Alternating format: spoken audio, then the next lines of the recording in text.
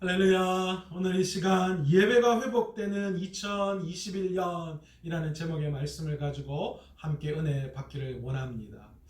2021년 첫 주 주일 예배 말씀을 어떤 말씀을 전해야 할까 사실 내심 굉장히 많이 고민되었습니다. 어떤 말씀이 여러분들에게 은혜가 될까? 원래는요, 오직 주님만 바라보나이다 라는 주제를 가지고 2021년 우리 교회와 온 성도님들이 믿음의 삶을 살아가려고 합니다. 이를 위해서 지금 우리에게 가장 필요한 것이 무엇일까 생각하고 고민해 봤는데요. 정답이 있더라고요. 그 정답이 무엇이냐? 바로 예배입니다. 여러분, 주일학교 찬양 중에 이런 찬양이 있습니다. 나는 하나님을 예배하는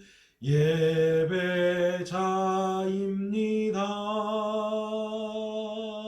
내가 서 있는 곳 어디서나 하나님을 예배합니다.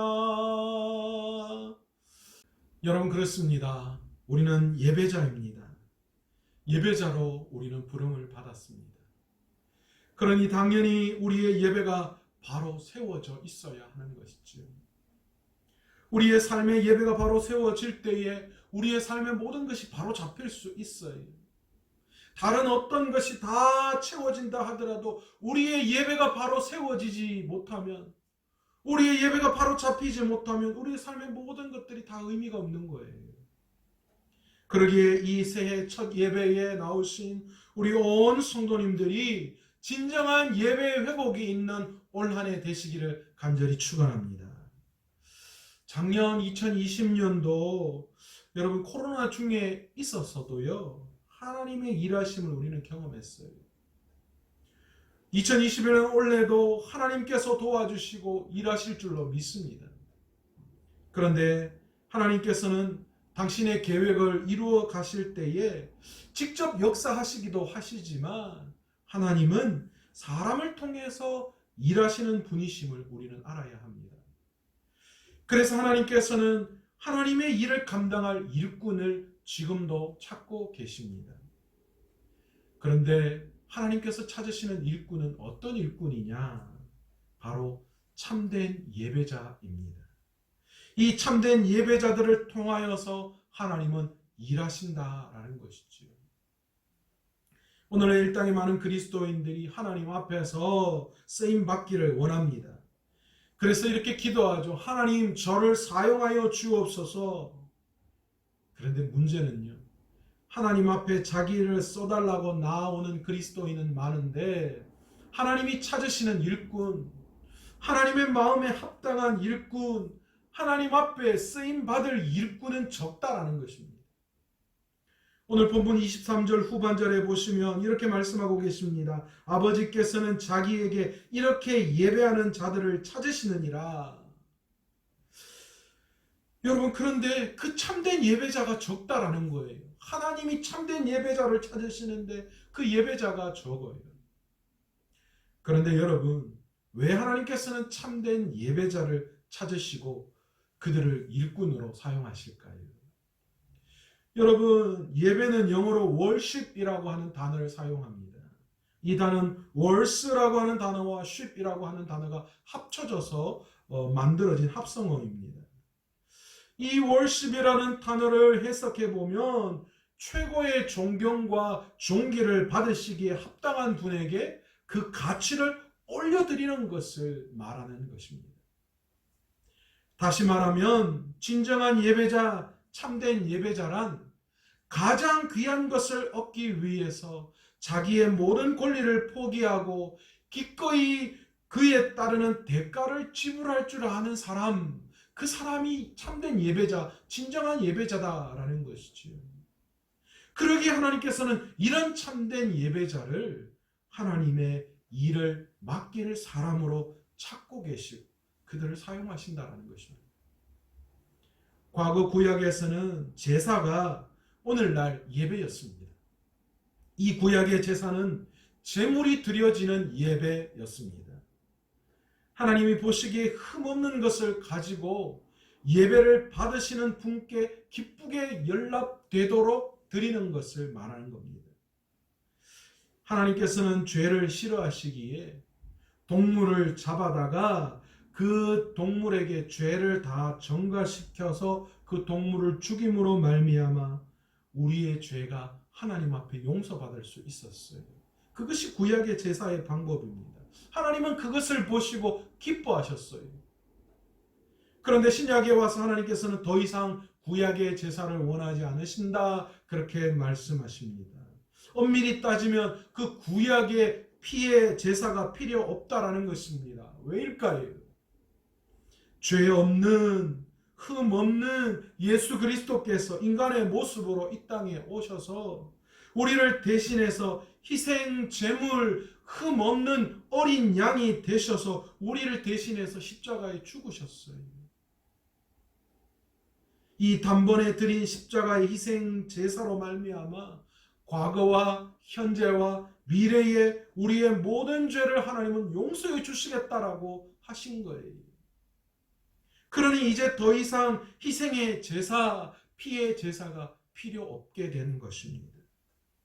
그러므로 더 이상 구약의 제사가 아니라 이제 신약에 와서는 예수님의 십자가의 죽으심을 기념하고 감사드리는 예배, 우리를 위해서 십자가에 달려 죽으신 예수 그리스도께 영광을 올려드리는 예배가 구약의 제사를 완성시키는 오늘날의 예배가 된 것입니다.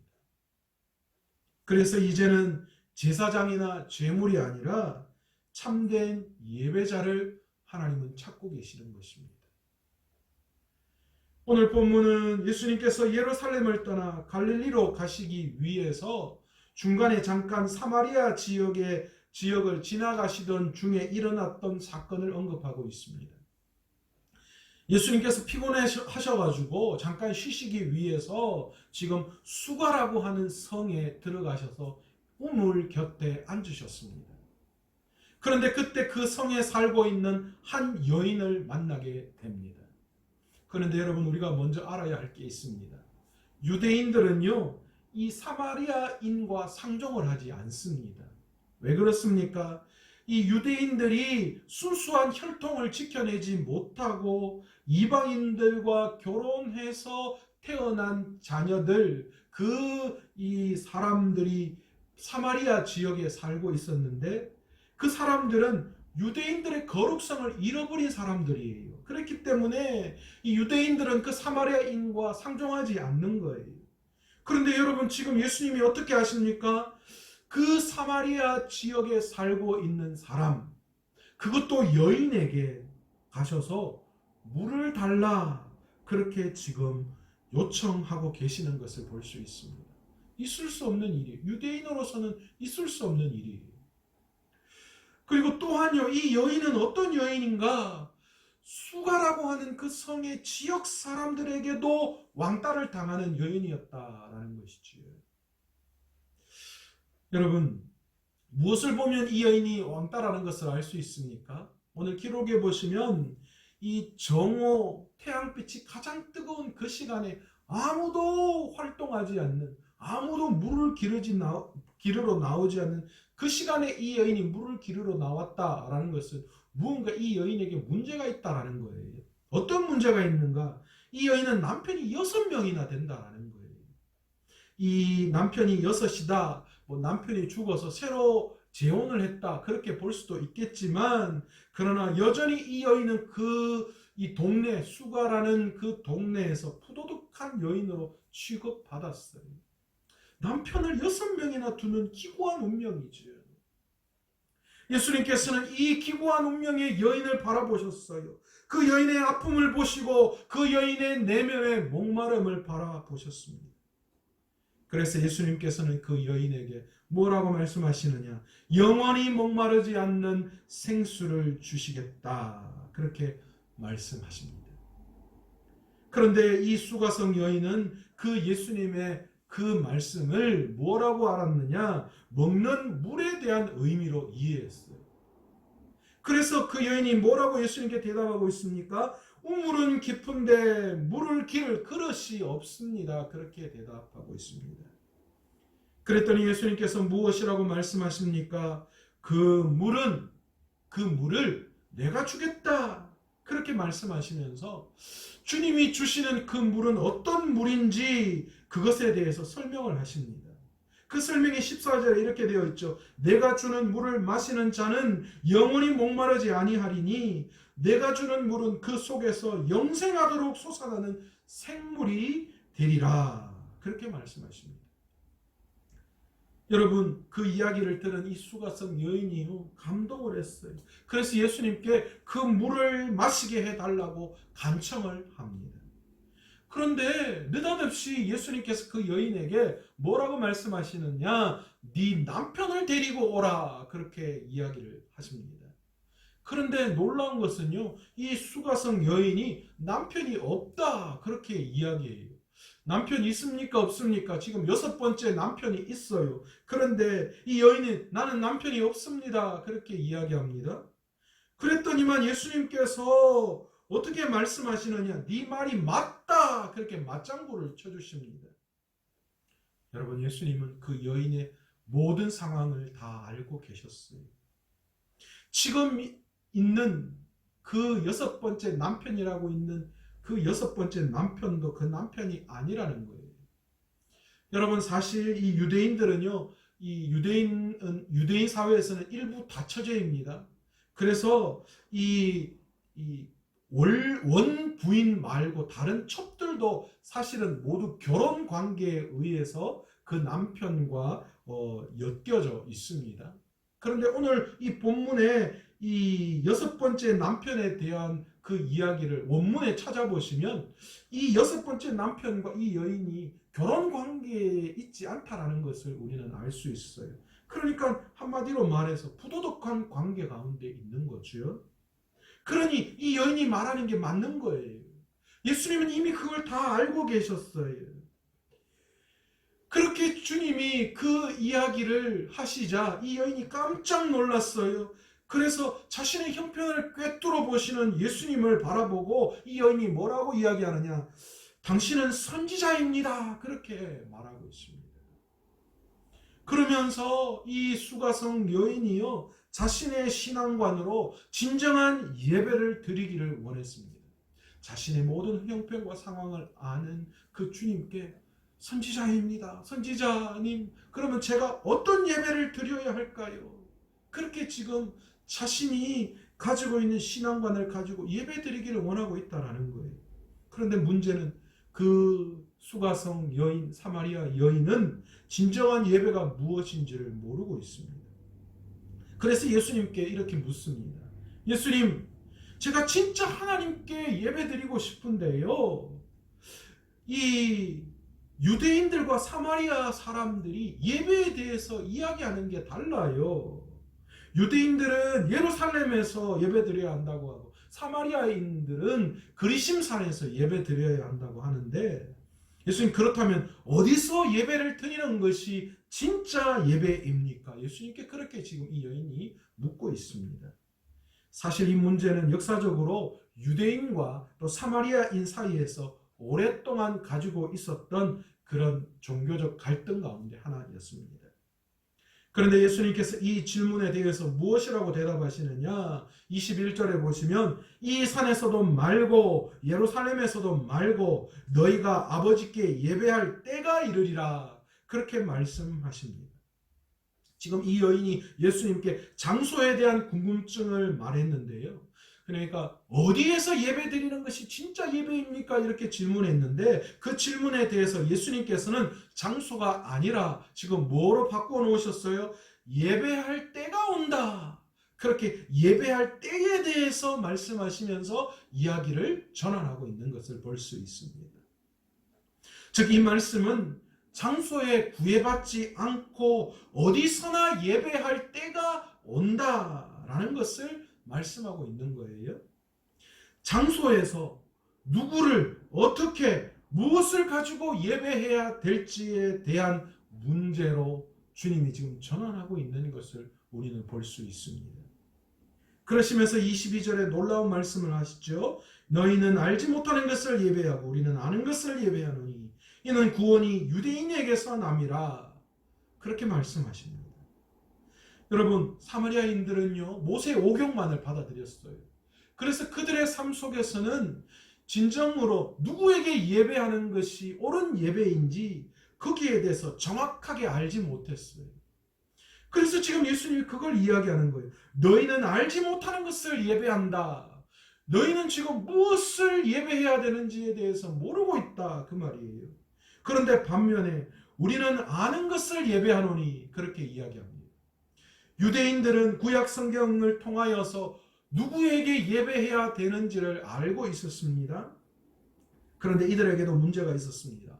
무엇입니까? 누구에게 예배해야 될 것은 아는데 어떻게 예배해야 되는지에 대한 것은 그들이 알지 못했다라는 거예요. 그래서 예수님은 그들을 참으로 예배하는 자가 아니라고 정의를 내리고 있습니다. 그러시면서 예수님께서는 24절에서 하나님께 참으로 예배하는 자들이 드릴 예배가 어떤 예배인지에 대해서 말씀하고 계십니다. 그 말씀이 무엇입니까? 하나님이 찾으시는 예배자는 영과 진리로 예배드리는 사람이다. 그렇게 말씀하십니다. 여러분, 하나님이 진정으로 찾으시는 예배자는 영과 진리로 예배하는 자들이에요. 여러분, 여기서 영으로 예배하는 자들, 여기에서 이 영이라는 말은 헬라어로 푸뉴마라고 하는 단어인데요, 성령을 뜻하는 단어입니다. 다시 말해서 하나님이 찾으시는 예배자는 성령으로 드리는 예배자라는 것이죠. 성령이 원하시고 성령이 감동하시는 바에 따라서 예배하는 사람들을 말씀하고 있는 거예요. 여러분, 인간의 마음에 감동을 주는 예배, 어쩌면 형식적이고 화려한 예배, 여러분, 이런 예배는 하나님이 원하시는 참된 예배가 아니라는 거예요. 그렇게 드리는 예배자를 하나님은 찾으시는 분이 아니에요. 여러분, 내 안에 계시는 성령의 능력으로 하나님을 기쁘시게 하는 예배자, 그런 예배자를 하나님은 찾으신다는 거예요. 이 예배의 중심이 누구라는 것을 분명히 알아야 돼요. 이 예배의 중심은 하나님이셔요. 여러분, 어쩌면 우리가 예배 드릴 때에 모두 객석에 앉아 있고 사회자인 저는, 설교자인 저는 이 강단에 서 있으니까 자칫 잘못하면 우리가 다 어쩌면 예배를 바라보는 입장으로 생각할 수도 있는데 아닙니다. 여러분, 우리 모두는 다 무대 위에 서 있고요, 하나님께서 객석에 앉아서 우리의 예배를 보시는 분이십니다. 여러분, 우리는 그것을 깨달아야 해요. 그래서 우리의 예배는 하나님 중심의 예배가 되어야 합니다. 우리의 열심과 우리의 외적인 어떤 것, 아니면 우리의 마음을 만족시키는 그런 예배가 아니라 하나님을 만족시키는 예배, 그러기에 하나님을 만족시키기 위해서는 우리 안에 계시는 성령이 원하는 대로 성령의 감동에 따라서 예배하는 예배자들이 다 되어야 한다는 것입니다. 두 번째로 하나님이 찾으시는 예배자는 진리로 드리는 예배자다, 그렇게 말씀하십니다. 과거 성경에서는 이 진리로 드리는 예배자를 진정으로 드리는 예배자, 그렇게 해석을 했습니다. 그래서 이 성실과 정직이라는 그런 의미를 좀 많이 부각시켰어요. 그래서 하나님이 찾으시는 예배자는 성실하고 정직하게 드리는 예배자다, 그렇게 말씀을 많이 풀이했는데, 그러나 여러분, 여기에서 진리란 무엇이냐? 여러분, 세상의 진리는 무엇입니까? 세상에 많은 이야기들이 있고 많은 것들이 있지만 오직 진리는 하나님의 말씀뿐인 줄로 믿습니다. 다시 말해서 하나님이 찾으시는 예배자는 진리로 드리는 예배자, 바로 오직 세상의 진리이신 하나님의 말씀, 그 말씀으로, 말씀에 의지해서 예배하는 자, 그 말씀의 방법대로 예배하는 자, 그 예배자를 찾으신다라는 거예요. 유대인들은 누구에게 예배 드려야 하는지는 알았지만 그들의 예배는 사람 중심이었어요. 외적이고 외형적인 형식적인 예배였습니다. 하나님 중심, 참된 성령의 감동으로 말씀 중심의 예배를 그들은 드리지 못했던 것입니다. 여러분, 오늘 귀한 이 사마리아 여인과 예수님의 대화를 통하여 우리에게 주신 말씀으로 우리의 예배를 한번 비춰봅시다. 여러분은, 저와 여러분은 진정한 예배자가 맞습니까? 하나님이 찾으시는 예배자, 그 예배자가 우리가 맞습니까? 우리가 그런 예배를 오늘 우리 하나님 앞에 드리고 있습니까? 일평생 하나님 앞에 예배한다고 하면서 사마리아인처럼 누구에게 예배해야 되는지도 모르는 그런 예배를 드리고 있지는 않습니까? 하나님을 한낱 이방 신처럼, 우상처럼 그렇게 우리가 생각하고 있지는 않습니까? 오늘 이 시간 주님 앞에 예배 드리러 나왔는데 여전히 우리는 하나님 앞에 예배 드리지 못하고 다른 어떤 마음으로 하나님 앞에 예배 드리고 있지는 않으십니까? 아니면 유대인처럼 일평생 하나님 앞에 나와서 예배는 하는데, 그런데 하나님이 중심이 된 예배, 하나님의 말씀이 중심이 된 그런 예배, 성령으로 드리는 예배를 드리지 못하고 자신의 마음대로, 자신이 원하는 대로, 또한 많은 사람들이 바라보는 그런 외형적이고 외식적인 그런 형식적인 그런 예배를 오늘 이 시간 저와 여러분이 드리고 있지는 않으십니까? 여러분, 오늘 우리가 예배 드릴 때에 우리는 누구에게 무엇을 어떻게 예배해야 하는지 그 부분에 대해서 우리는 관심을 가져야 합니다. 지금은 코로나 바이러스로 말미암아 모여서 예배를 드리지 못하고 영상으로 우리가 있는 각 처소에서 지금 예배를 드리고 있습니다. 그런데요, 많은 사람들이 이렇게 영상으로 드리는 예배가 문제라고 이야기합니다. 그런데 여러분, 이건 장소의 문제가 아니에요. 영상으로 드리는 예배가 왜 문제가 됩니까? 영상으로 드리기 때문에, 교회에서 모여서 드리지 못하기 때문에 문제가 아니라, 여러분, 우리가 영상으로 드리다 보면 우리의 마음가짐이 문제가 될 때가 참 많아요. 오늘 성경은 하나님 중심의 예배를 드리기를 원하시는데, 여러분, 우리가 영상으로 예배를 드리면 어떻게 드립니까? 때로는 핸드폰으로, 때로는 모니터로, 때로는 TV로 예배를 보는데, 그러다 보니까 우리의 마음이 어떻습니까? 예배자인 우리의 마음이 구경꾼처럼 보여질 때가 너무 많이 있어요. 내가 오늘 영상으로 내 자리에서 드리는데 내가 예배자가 되는 것이 아니라 예배하는 것을 구경하는 구경꾼의 모습으로 우리의 마음이 바뀌어지는 그런 경우가 많이 생긴다는 거예요. 그게 문제가 되는 거예요. 영상 예배가. 또한 두 번째로 우리의 마음이 너무 쉽게 흐트러질 경우가 많아요.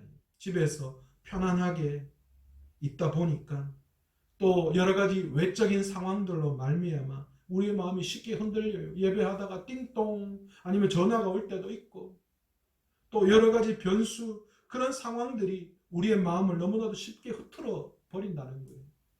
때로는 소파에 앉아서 기대어서 구경하듯이 우리의 마음이 우리의 중심이 흐트려져 그런 예배를 우리가 영상으로 드릴 때 그런 모습들이 우리에게 많이 쉽게 나타날 수 있다는 겁니다.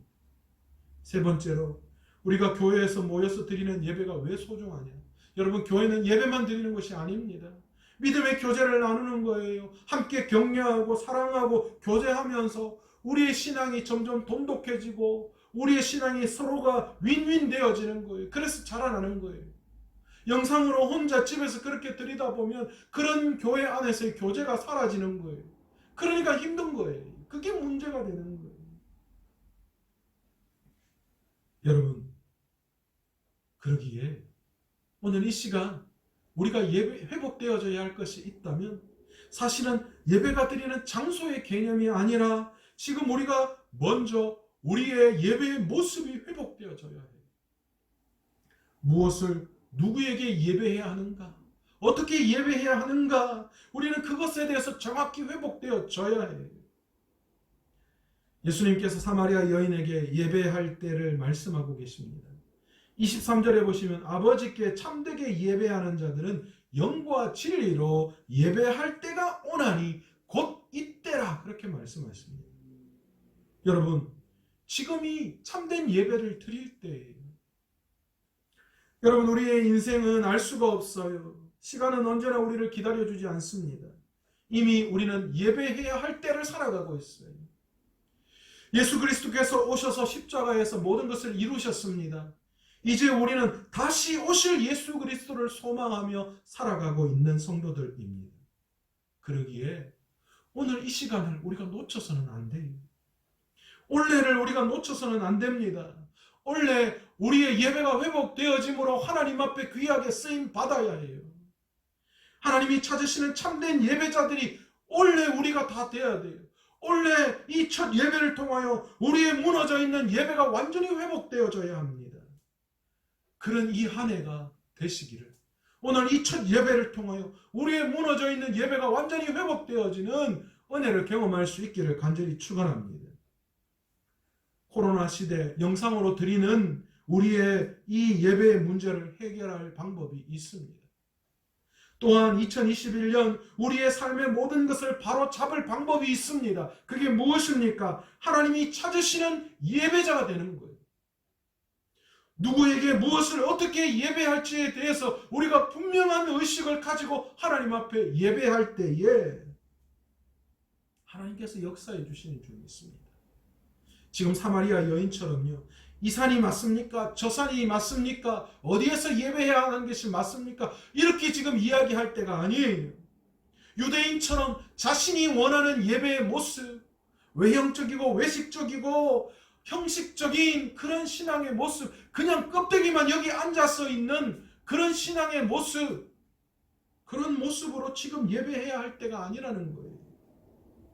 오직 성령과 말씀의 예배가 우리 안에 완전히 회복되어져야 합니다. 여러분, 이 사마리아 여인이 마지막에 어떤 고백을 하시는지 아십니까?